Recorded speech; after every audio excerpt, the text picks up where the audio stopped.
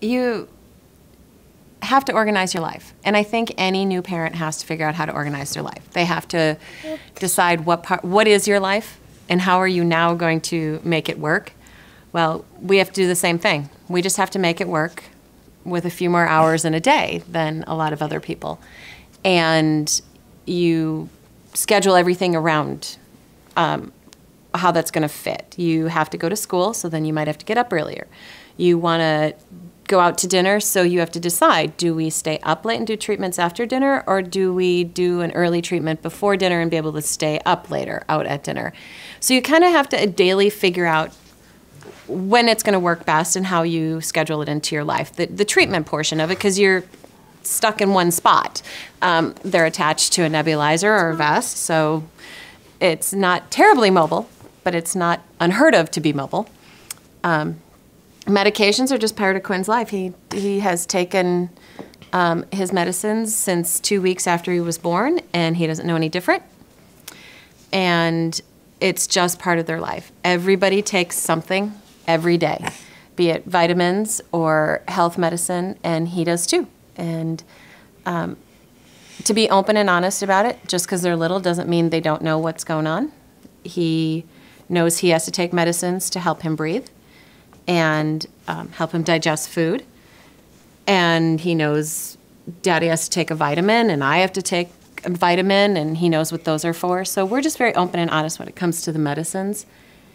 And then one thing we did discuss is a lot of parents assume little people can't take medicines, but they can. We were told that we were going to give a 2-week-old pills and applesauce. And I thought, there is no way, that is not written anywhere. You have to give them milk. How is that going to work? It works. They do it. They're miraculous, amazing little kids that can do just about anything you tell them to do.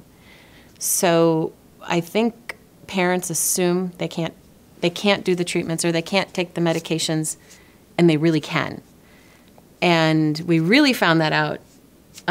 Scott's got a story about how we really found out how parents kind of baby the kids when it comes to medicine, and they don't need to be, because... Well, you have to give them enzymes with CF kids, at least not all CF kids, but a lot of them are pancreatic insufficient, and they take supplemental enzymes to digest food. And as babies, you break the pill open and you put it on applesauce, and then you feed it to them in applesauce. And I had forgotten the applesauce. And applesauce is a pain because you have to keep it cold. And so you've got these coolers, and it's really we were dying for the day that he would start taking pills. And while I forgot the applesauce, we went to Dunkin' Donuts, and he had some donuts, and I realized that I had forgotten his applesauce, and I just asked him, "Do you think you can take a pill?" And what'd you say? I don't know. He said, "Yeah, I can take a pill. I think so." So you just took it, and that was it. And he was 2.5. I think Yeah. most kids, the parents don't expect them to take pills until they're 4, and that's a big party. I guess you just can't have those expectations because it's about you, and you're limiting what they can do by having this expectation.